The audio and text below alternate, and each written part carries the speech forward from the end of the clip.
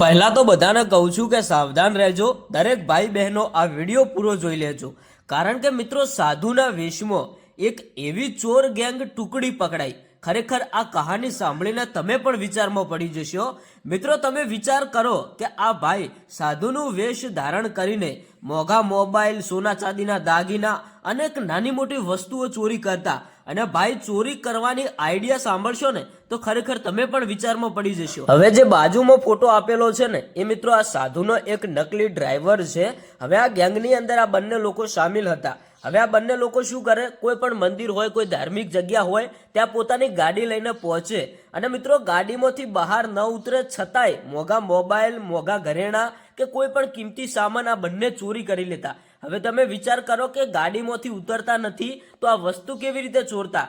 એની મિત્રો કંઈક આઈડિયા વાપરતા. આઈડિયા કેવી? કોઈ પણ વ્યક્તિને પહેલા પોતાની ગાડી નજીક બોલાવે અને એવું કહે કે આ જગ્યા ક્યાં આવી, આ મંદિર ક્યાં આવ્યું, એવું કહીને એમને વાતોમાં ભોળવે. પછી મિત્રો આ સાધુ જે માણસ નજીક આવ્યો હોય ને એના જોડેથી ફક્ત 1 જ રૂપિયો માગે, વધારે પૈસા નહીં. પણ ખરેખર તમે સ્ટોરી સાંભળો પછી એ માણસ આખો કેવી રીતે લૂંટાઈ જાય છે. પછી આ 1 રૂપિયો આ સાધુ લે, એના ઉપર તંત્ર મંત્ર કરે અને કોઈ પણ ડાયલોગ મારે, પછી એ જ રૂપિયો પાછો એમને આપી દે. અને પછી મિત્રો અસલી ખેલ ચાલુ થાય ચોરી કરવાનો. આ સાધુ પહેલાથી જે માણસ ઉપર નજર રાખેલી જ હોય કે આ માણસ જોડે કોઈ કિંમતી સામાન છે, કોઈ મોબાઈલ છે, કોઈ ઘડિયાળ છે.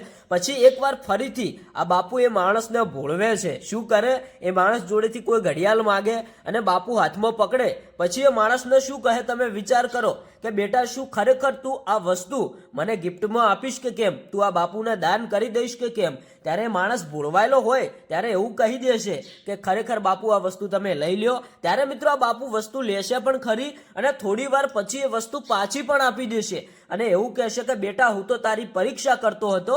આવી વાતોમાં ભોળવે. પછી પહેલા તો ભાઈ નાની નાની વસ્તુ લે, પછી બીજી વખત આ બાપુ ફરીથી માગશે, મોબાઈલ અને ઘરેણા બધું સાથે માગશે અને પાછા એવું કહેશે કે શું ખરેખર બેટા તું મને ગિફ્ટમાં આપીશ? ત્યારે ભોળવાયેલો માણસ એવું કહેશે કે ખરેખર બાપુ લઈ લ્યો. જ્યારે એ માણસ એવું કહે પછી આ ડ્રાઈવર અને બાપુ વસ્તુ લઈને ફરાળ થઈ જાય. આવી રીતે મિત્રો આ બંને માણસોએ ઘણા બધા લોકોને લૂંટ્યા હતા. આખરે આ બંને પકડાયા.